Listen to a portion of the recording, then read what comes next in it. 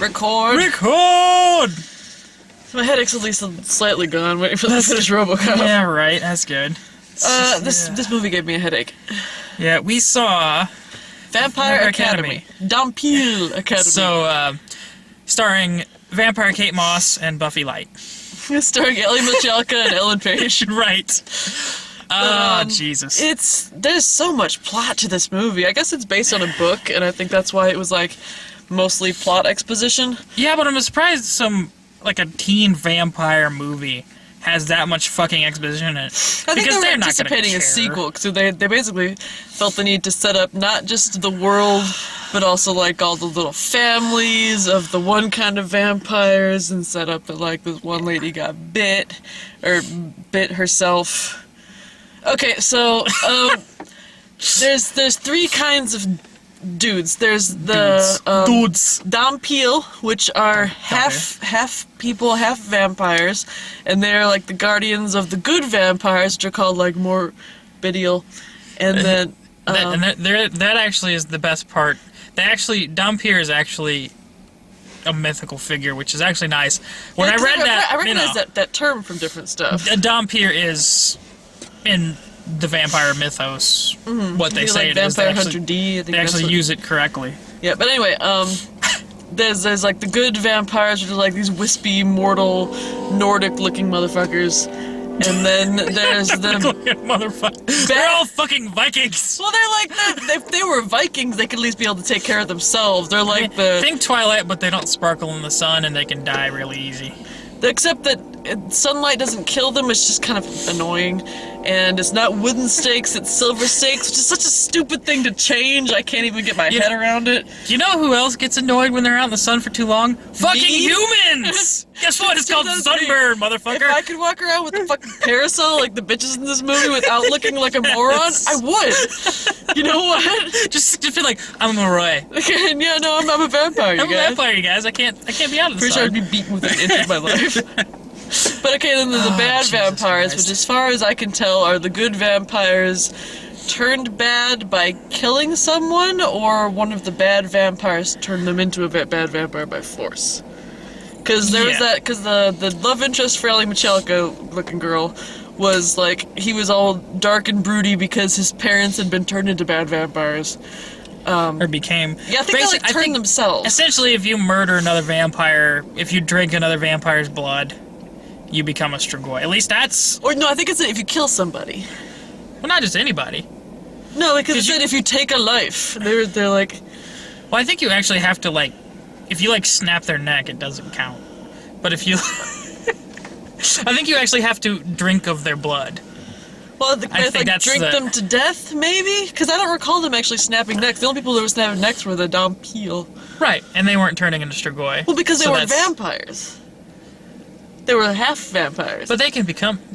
Remember in the... They can be bitten to become good vampires, and then from there, perhaps, if they kill somebody, they become evil vampires. No, they can go straight from Dampeel to Strigoi. And then past that, the good vampires have, like, elemental magic powers, and they have to, like... It's fucking Last declare Airbender. a major, in that they have to, like, pick an element, and... the main blonde vampire was all angsty because she hadn't picked a major yet, and there was a dance, and just a lot of making out. And we could dance all night. Oh, Jesus Christ. Wait, why are we going into such detail? This movie fucking sucked. Because that's the most mockable thing, is how front-loaded with detail this movie was. Yes. There was. It was all exposition. It really was. It really was. It was a lot of exposition, and then a lot of making out with boys, and then a lot of slut-shaming, because it's high school. And then, a lot of cleavage. Yeah, it had just the movie Mean Girls, just crammed into the middle of it. And then there was a dance, and then she got kidnapped from the dance, and then there was just a lot of ass-kicking. And then it was just kind of over. Yeah, I think there was maybe 10 minutes of just straight action. Gabriel What's-His-Face wasn't bad. Why was he in this movie? Because he needs a paycheck. He didn't. He was kind of phoning it in. He kind of was. And he was still a better actor than any of the other people in this movie. Attention, folks. Gabriel Byrne phoning it in is better than the rest of your actors. Probably. Including Leah Thompson's daughter.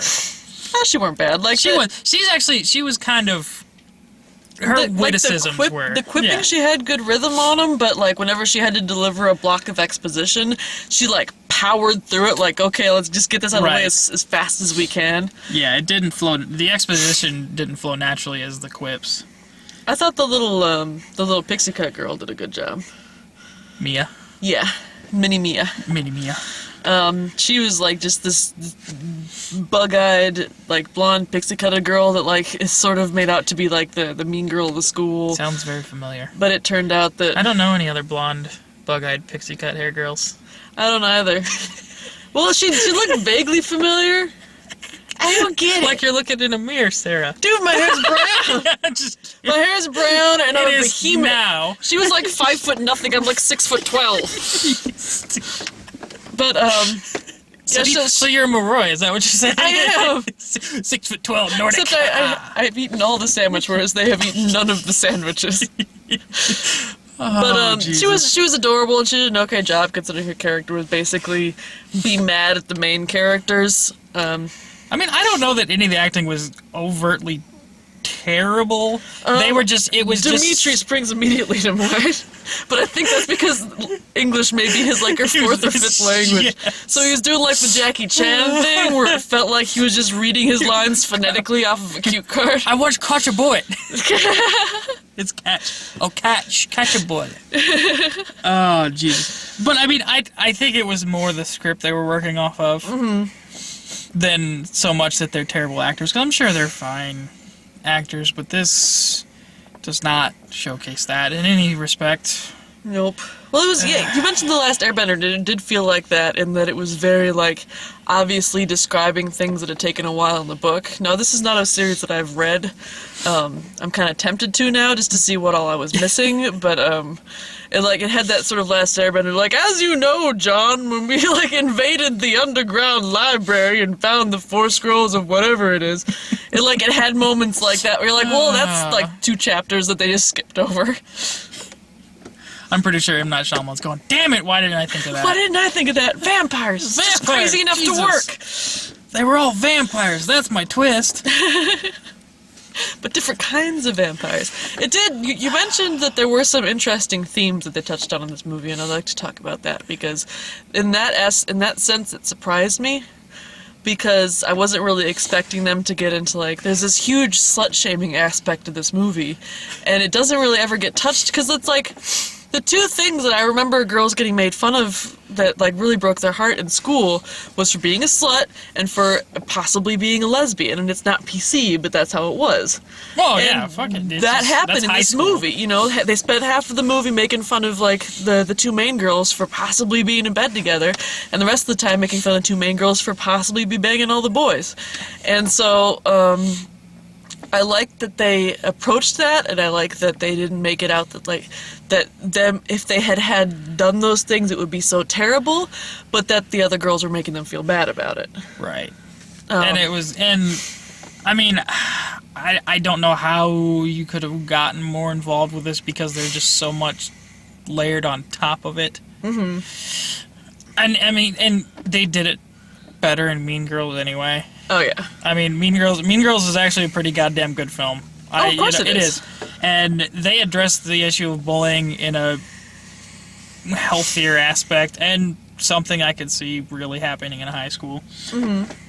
This one just kind of, it's there to be a plot point, and then gets disregarded, and except for her big speech at the end, like, and no slut shaming. And I'm like, you said the word slut in a PG-13 movie, and you probably had to pay a couple F-bombs for that. Because they said slut an awful lot, but there was, like, I seem to recall there was 1 fuck that was dropped, and then 2 instances where they obviously took out the word fuck. Do you remember those? There's one where she said mother, and then it just cut, and then there was another one where she said frigging, except her mouth said. Yeah. Yeah, they dubbed that. That was. It's a shame, because that in my opinion, it would be more in line with that character than to say mother frig. Yeah, well, she did That's say an sweet epic- sassy molasses Sweet at sa- one point, I but swear then to she God. apologized for it later because she was No. under a love spell. You never apologize Yeah, for the sweet sassy molasses. It doesn't seem like an honest That's exclamation. a heavy hitting phrase, man. You just don't pull it back. that's right below love, man. You just can't take it back once it's out there. Well, see, because it was a scene where her vampire friend had been kidnapped, and she knew about it because they had this weird mind meld thing going on, and so she goes into the room of the kung fu instructor who she had a gigantic crush on, and she's wearing her dress from the dance and this necklace that Gabriel Byrne's character had gotten her, and so she walks in the door and he's lounging in his PJs, and she opens the door and she's like, we need to sweet sassy molassy, and then they start making out and their clothes are coming off, and it turned out they were under a love spell, but everyone's motivations in this movie had been so all over the place up until this point that I'm like, yeah, sure, why the fuck not? Yeah, it's like, wait, is this This is really happening? Sure. Or is this a dream? I mean, because earlier in the movie she was bored and having a bad day, so she just started making out with that blonde guy. oh my god, yeah, I that was. changed my mind. I want to be bad. Just drags him in the back room and starts making out with him. It's Teenage girls. And then, I mean, if you're gonna create an angsty, isolated female princess vampire, there's probably better ways to do it than having an entire family killed by a fucking drunk driver! It was the very beginning of the movie, and they're just they're chilling in the car listening to this. That fucking Heat song, which reminds me of Melissa McCarthy. Not a So bad that's another song. I like that song. I like God Heat. damn We're it. not getting into this discussion again. No, we're not. No, we're But, not. Because I've already made my peace with Melissa We'll agree to McCarthy. disagree. No, But, I've made my peace with Melissa McCarthy. She's fine. Would you fall in love with Mike and Molly? I knew you would. Yeah. But It's so not anyway, her they're, fault. they're driving down the road, and then the dad's like, "Oh, we'll listen to the song. I think it's kind of hip." And then this drunk driver just smashes into them, and that's the start of the movie. Yeah. So it's basically her whole family existed to die, Yeah. which I'm never really a big fan of as a plot device. But if Bruce Wayne can do it, Yeah, but it's more epic when Bruce he sits there and watches his family. His family's dropping. His mother's pearls are coming off. He's the got car blood is across his flipping eye. across the road. She's like, "No!" And she Yeah, turns no, out that she this can is no. save people, so she crawls across the asphalt to save just one. If she can save just one, and she grabs the hand of her brown-haired, boring friend and brings her back to life with sheer power of will. Her spirit. That's I'm her not spirit. saying this is a good movie, but that is about as epic as "You can't have my pearls." I'm sorry. When you can film a scene over 30 different times and it still has fucking impact, it's an epic scene. You cannot film a car crash scene 30 different times and have an epic scene. No. No. I've seen Batman's parents killed 30 goddamn times, and every time it tugs. Right here. This one did not. It was just over so fucking quick. Those poor old heartstrings. It does. Another reason I need to see the Lego movie is that Batman is apparently amazing. That Batman. We got- Wait a minute. That every Batman is amazing. This Batman is apparently particularly amazing. Yeah, he should. We got into this movie and we looked up and one of the theaters was like, we got a 9:30. 9:30. And it's like Lego movie 9:40. It's like, we don't need to do a review. No, but it's like this you know this movie isn't good. Why do we need to review it for just- you? We'll go watch a good movie. We'll take the camera into the theater and be like, it was called the Vampire Academy. Click. And then watch the Lego movie. Yes, exactly. Oh shit. No, you gotta But wait it's for just- Shay. Oh, I know. I'm probably I seeing know. it this weekend. I'm looking forward to it. God, but I don't know. That just. I mean, even the mythology and the mythos of it could work if it wasn't so bogged down in all the fucking teen It's angst. just so complicated. Well, yeah, It's like if you've got your bad vampires. I didn't mean to interrupt you. I'm sorry. No, you're good. No, It's got those the bad vampires, and then it's got the good vampires, and they're all divided into fire users, water users, air users, and then it's got apparently a different kind of vampire, an undeclared vampire, and then on top of that, it's got vampires that use spirit.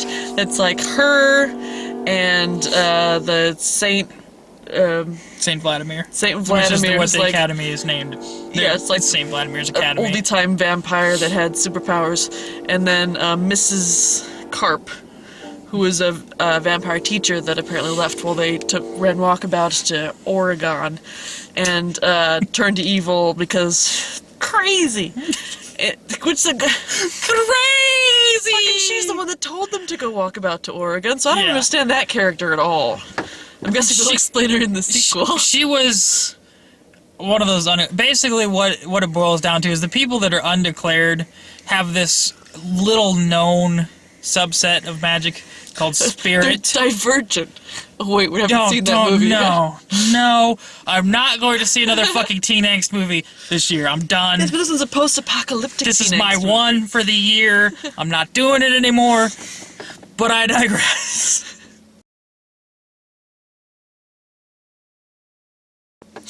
The spirit subset of magic, it takes out of the individual that uses it, so they can They heal can stuff. glamour people, they call it compulsion. Mm-hmm. They can heal people that are on the brink of death or injured. You're basically Tremere. God damn it. But it takes a toll on their own soul, and it drives them insane if they use it too much, which is what happened with Mrs. Carp's character. So she became one of the Strigoi, the bad vampires, so she didn't have to deal with that anymore. Salubri? Sorry, go ahead. But that's what happened. And then the Saint Vladimir, the guy who named the academy, he also had the spirit talent. And so finally, when they come to terms with it, it's, I don't know. It's like that little fucking Mexican kid on Captain Planet with heart. Mati. His name was Mati. Who cares, the little Mexican kid? He was the guy with the monkey. He had the weakest fucking power. He had the. I can control water. I control earth. I have heart. He was like the Xander of the group. He was in charge of. I'm doing all the nerdy references. He was in charge of like keeping the group together and in love with each other. The fucking Scooby Gang. Yeah, we're getting into Buffy now. God damn it. And all form the heart. Useless characters. I swear to God. No. I have no more thoughts on this movie other than if you're gonna go see it, you're gonna go see it, but don't see it for a larf. I'm kinda with you. It'll give you a headache. I'm actually intrigued. I might actually read the book. I'm thinking I will too. It can't be that. It's gotta be an easy read.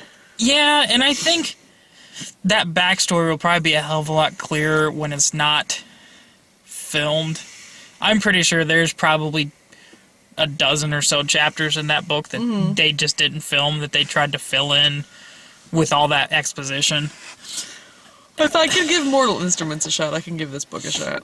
I'm of the stance where if a book is good enough for them to try to make a terrible teen movie out of it, that it's worth a read at least. Yeah, and I tried reading Divergent. I got almost all the way through it. I got so bored, so bored. I mean, I do know individuals who are of drinking age that have read this book, and they like it. Okay, that's good enough for me. I can give it a shot. I read fucking Twilight, unfortunately. I bet I can give this a shot. At least this one doesn't have Bella Swan in it, which as bad as a movie could be, if you don't have Bella Swan in it, that's a point for you. It's a small point, but it's a good point. Yeah, these girls were the ass kicking us too, and it's like. The one, she gets kidnapped at one point, but she keeps rescuing herself so they can't find her. So, that to me is a point in this movie's favor. It's just, it was also this movie. They throw in the feminist qualities every once in a Yeah. while. But then they also throw in the slut-shaming and all the other high school No, the bullshit. slut-shaming in a negative light. Yeah, but they still throw it in. They're like... And it's the like, virgin girl turned out to be a bad guy. Yeah, Haley Dunphy. I was so Sarah pleased. Hyland She from was Modern pretty, and they were Family. making her out to be like, oh, this ugly piece of shit. Look, she just needs to stop slouching, and she'll be fine. There's nothing they could do aside of prosthetic witch nose to make Sarah Hyland hideous and ugly, and it's just she wasn't popular. Yeah, she was kind of dorking it up in her, bearing, but she was still really pretty. It's Sarah there was Hyland. nobody ugly in this movie. The one ducky friend of hers that she kept being like, oh, if only he was as attractive as this douchebag I keep lusting after. And he was a good-looking. He was a good-looking guy. He was just redheaded, God forbid. A ginger. He ended up beating up two bad boys and bringing them over and laying out the entire evil plot that was against them. Like, hey, look what I found out while you were off sobbing in a corner. And she's like, oh, thank you. Kiss in the cheek. Friend zoned. forever. God. Yeah, it just... I don't know. I didn't absolutely... That's the thing, I didn't absolutely hate this movie. Mm-hmm. Because there were some actually fun points in it. And I do enjoy quippy female characters. Me too. And I feel like she was the ass kicking too. And she was. She was very much take charge throughout the whole movie. She wasn't timid about it. And I actually kind of liked that character. Mm-hmm. She wasn't a bad... None of these were bad characters. It was just there was so much going on all at once that it was like kind of pulling me all over the place. Yeah. And they could have done, like...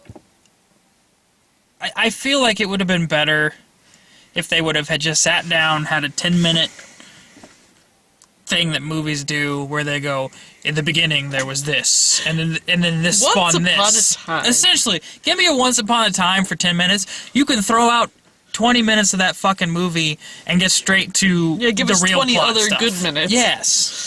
Stuff that actually flows better. Mm-hmm. Because it's easy. I mean, it's the cheap way to do it, but when you have that much exposition, do it. That's less cheap, I think, than sitting characters down in a room and having a conversation that's basically with the audience. Like, you are the sole heir to the family Dragomir, and once our queen passes, you will ascend the throne. She knows that already. Yeah. It's like, why are you telling her this?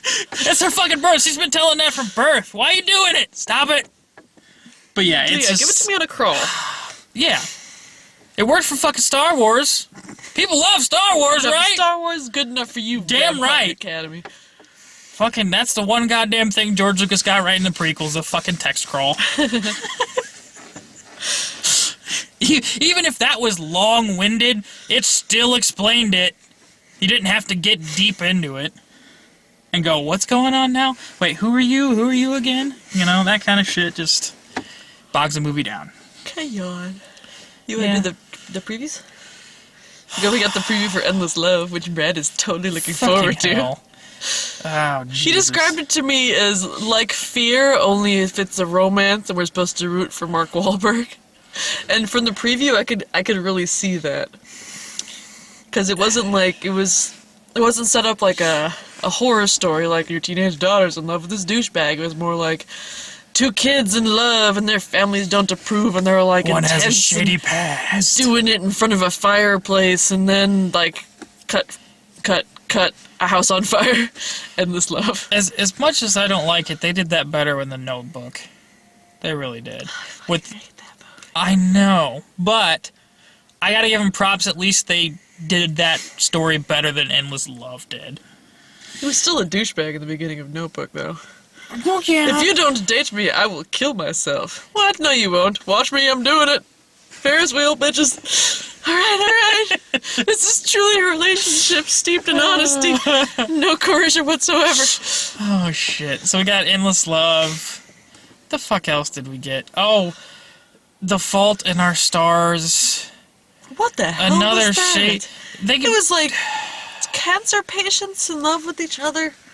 I don't even know if she had cancer. She had cystic fibrosis or something. Was that what it was? It seemed like some sort of like wasting disease where she was going to die eventually. So she didn't want this dude to be in love with her, but he's like, I'm still in love with you. And the breathing tubes. The breathing tubes fireplace. make me think it was cystic fibrosis. Yeah. And they have fairly short lifespans because basically their lungs get flooded with tissue and they choke themselves to death. Okay. Eventually. So that's what I'm thinking. Because she keeps talking about infinity or thank you for giving me infinite time and stuff. Because she knows she's going to die. I know that Oblivion is coming. Yeah, that kind of So yeah, there's that. Which has Shailene Woodley in it. Anytime you need a fucking sympathetic female lead character, cast teen Shailene Woodley in it. She's pretty enough. Are you sick of the actress, or? You know what? I knew as soon as she's in that fucking Secret Life, the American Teenager, the one where she's pregnant. Oh, okay. She plays this. She plays those sympathetic characters, and she was gonna play Mary Jane Watson in Amazing Spider-Man 2 before they shoved her off a bridge. I was everyone was complaining about how ugly and plain she was. I'm like, I think she's cute. What's the matter with these people? Was they had a picture of her on set and it was unflattering. I don't think the looks have anything to do with it. I just don't think she'd have been right for the role. It has nothing to do. She's actually not an ugly person, but no. But yeah, anytime they need, we're gonna die. She's the new Mandy Moore is what she is. Anytime you need a character that needs to die young, instead of Mandy Moore now, Shailene Woodley, since Mandy Moore is now 50. No. Oh my god. We got shit. Got those stupid dot previews again. Like, turn off your cell phones, yo. Or the bear will eat it. You don't want no bear. Where does bear come from, yo? Hey, bear, you don't want no bear eating your phone. That's exactly how it went. That was remarkable. I swear to God, they channeled Eddie Murphy. You ain't got no ice cream. Oh God, what did we get? I don't know anymore. Veronica Mars. Freddie, that actually looks like it's gonna be fun. Yeah, I didn't really much because Jillian's really like hardcore into the TV show, so I was kind of disappointed that she wasn't here just because she would have enjoyed seeing that. But she's probably seen it before because they've aired it before. Right. But it's got Smitty from New Girl in it, so that might be fun. I don't know if he was in the original TV show or not, but they pulled a lot of the original cast from what I remember. But I haven't seen Veronica Mars in so very long that I couldn't even.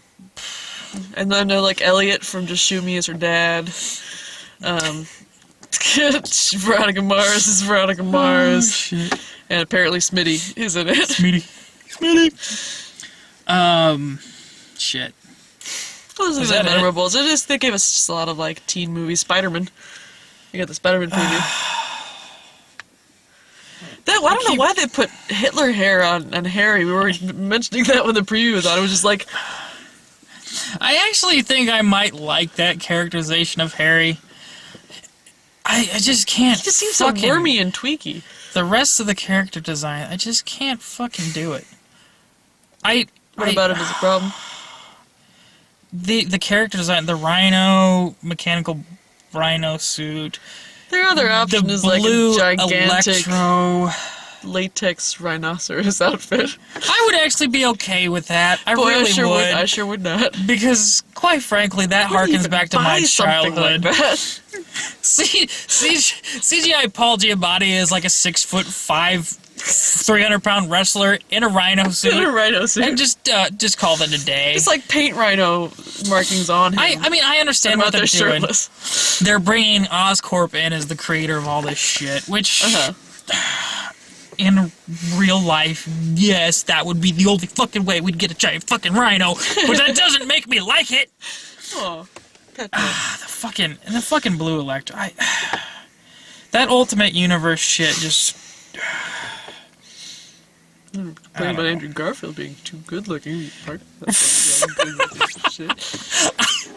will harp on this. I hold a grudge against people. I can't remember who I had this conversation with, but by God, I will argue my point to this day. Oh, shit.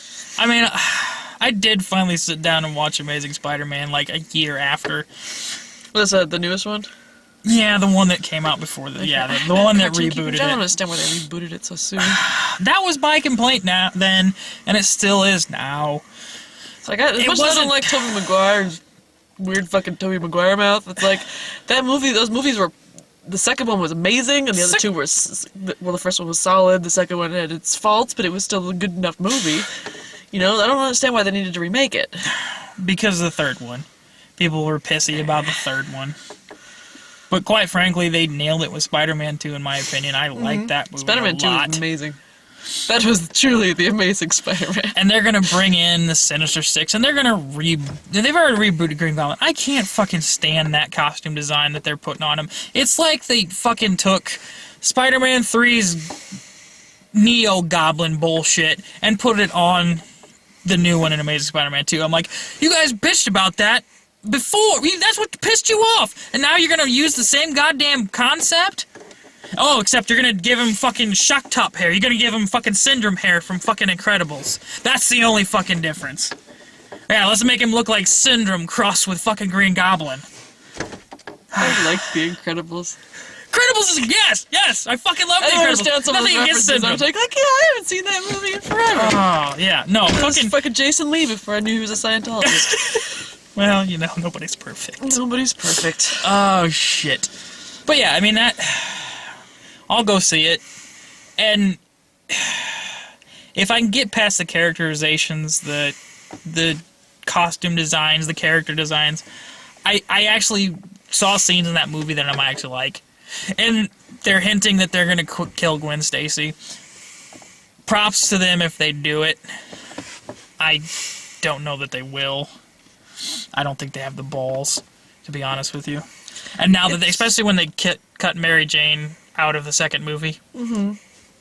What's that? Because Gwen Stacy, she was on a wire, and then there's a train car full of people on the other wire. Like, you have to save one of them, Spider-Man, and then she plummets to her death. Is that correct? No. Because it's Because there's so many different that's versions of the story that I've heard. There's another where she gets sent to a different dimension. It's that's the Mary Jane. The Gwen Stacy. help me. Well, they mirrored the Gwen Stacy death in Spider-Man 1, except he does throw Gwen Stacy. The Green Goblin throws Gwen Stacy down. Peter Webb shoots, grabs her. The force of the grab snaps her neck. Absolutely destroys Spider-Man.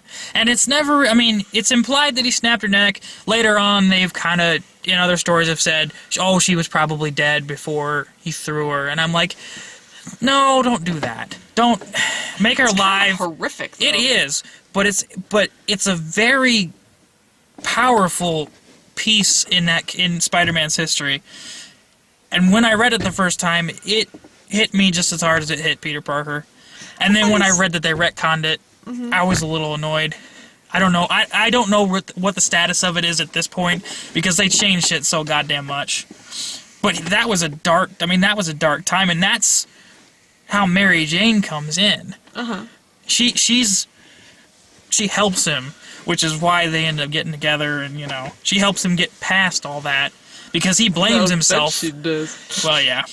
That throws into disarray my entire concept of how those goddamn web shooters work. Because hasn't he saved people by doing that before? Like catching them with the web? Yeah. And does he web swings from buildings? Is it because his arms are super strong, or? Because I was thinking it had some degree of bungee tensile strength. It does, but the way he did it, he caught her in a bad angle, and that's what does it. Because you actually see, I'll pull it out later, but you actually see.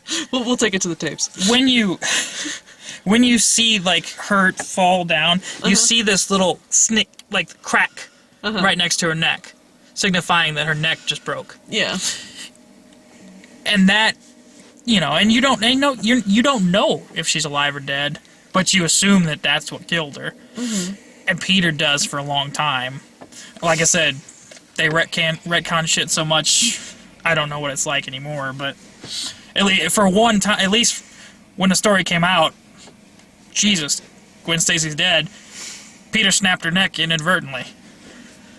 So. It's the sort of thing that would kind of destroy a person. It is.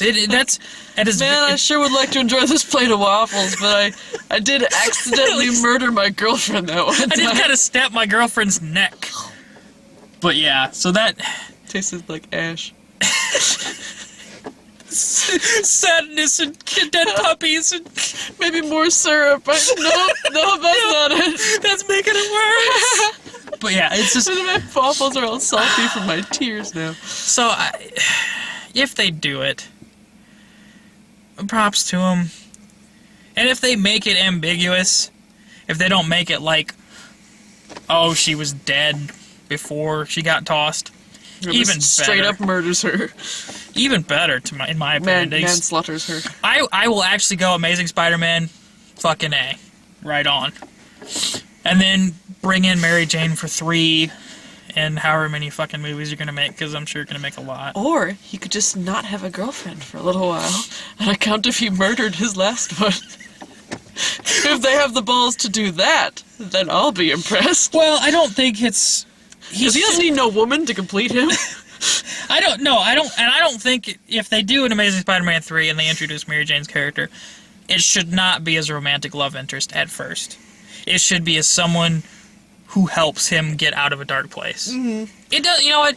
It doesn't even have to be the Mary Jane character. He will need someone to get him out of that place that he's at in his head. I wouldn't mind seeing Black Cat. Felicia Hardy'd be awesome. Wouldn't it? And plus, like, it'd be kind of a fucked up relationship, so... The sexy playfulness of that relationship would be a lot of fun. Plus, you know... I have, like, a list of actresses that I could see playing that character, and, like, how they could do the costume. I think that would be a really good idea. And she was always one of my favorites. Black Cat's a good character. So, wow, we went incredibly off on a tangent. We did. But it was fun. The Vampire Academy? Vampire Academy Needed more Spider-Man and less electronic Rhino. The end. Exactly.